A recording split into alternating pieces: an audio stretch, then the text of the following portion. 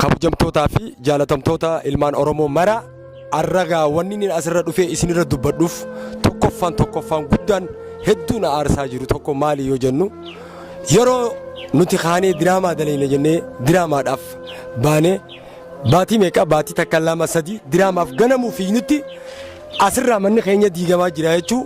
jireenyi kiyya faca'aa jira sanuma hundaanuu jechuu bikka kanatti diraamaa wajjin walirratti deemuu hin dandeenye maaliif yoo jettan diraamaan hojjedhatti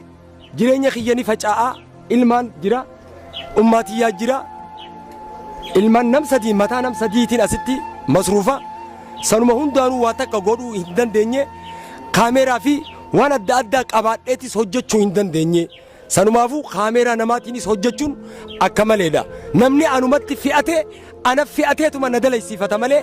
anaaf bikkanaan kanninee jechuudha. Mee agartanii diraamaa hedduu dalayna diraamuma dalagamu irrattu gaa yoo qopheessuutis ni qopheessinaa maqaan keenyaas hin kaayamu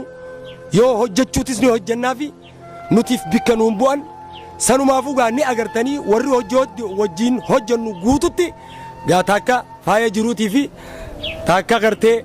ijoolleen teenyaa jechuu tajirtuu takka alishootis takka anasiis ni jiran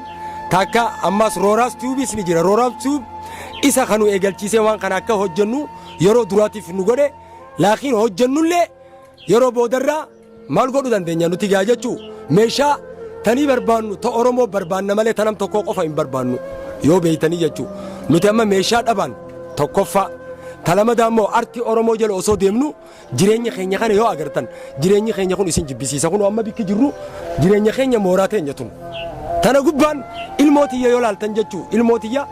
ilmoo addaati ilmoon tiyyaa jechuu ilmoo Kadiir Haramaayaa hin fakkaattu yoo dhugaa dubbattan saniifuu ilmoo tiyya jechuun gaa ani ilmoo takkaan qaba ilmoo takkittii tiyya tana mee kottaa laala kottu babayee laal amma ilmoon tun ilmoo tiyya fakkaatti laala mee ilmoo tiyya ni fakkaatti mee laala rifeensisi baatii 4 irraan tolfamne huccuusi addunyaarra yoon isin kijiba malee huccuun isin qabdu abbaa lama qofa qabdi huccuullee irraan jijjiiru miillisii kuni duwwa jiraan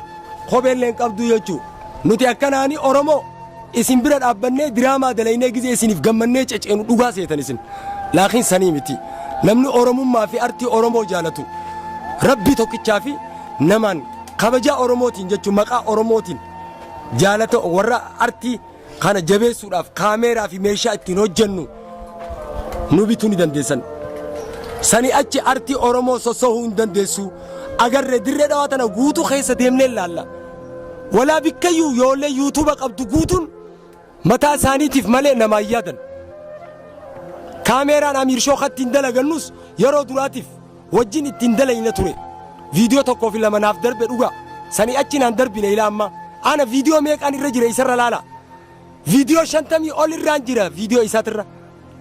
akkasumatti viidiyoo ijoollee teenyaatis ta wajjin dalaynurra hedduu jirra amma magaalaa tana keessa nu hundinuu adda facaanus idda faayizaan jirtutti annumaan jira dhugaa kaameeraa harkannu moobaayila harkannu ni dalayna moobaayilli harkannu sanuu hin jiru moobaayila yoo harkannee moobaayila tokko irratti dalaynee moobaayila sanirratti halkan irra bulla qaaxiraa moobayilaaf jecha sigalee moobaayilli naan deemadhuun moobaayila akkanaati moobaayila kana moobaayilli kun maal waraabee maal edit godha sigalee laakiin akkanaan ammoo waa hedduu daawwattanii diraamaa keessan irraa ni gammanna hedduu jaalanna diraamaa keessan jettan isin jechuun namni osoo jiru nama jiraachisuu hin dandeenye tokko namni eega du'ee booda hin dirmatina viidiyoo tana arra waraabbadhus boru waraabee dhaamsa kiyya kaayadhus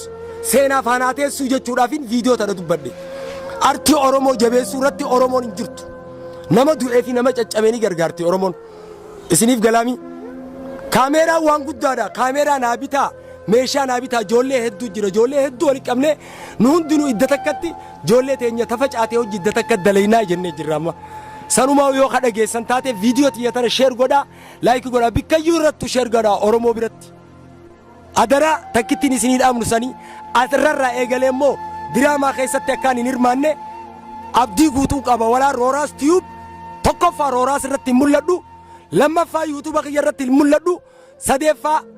kafaaya jiru san irrattis hin mul'adhu afraffaa maarishoo fi yaasiin najjaash ka jettan irrattis hin mul'adhu ilma namaa tokko irratti hin mul'adhu ani jechuu rakkoo xiyya tanaa ni beekan isaan hundinuu rakkoo xiyyaa haa dubbatanii yoo danda'an viidiyoo kanaas sheeraa godhatan isaaniif kanneen artii Oromoo keessa seenaadhaaf akkanaa teessuun fadhaa jechuudhaamsi kun saniifuu naaf galatoomaa naa tura isiniin jaaladha arraas borus isinii wajjin jira.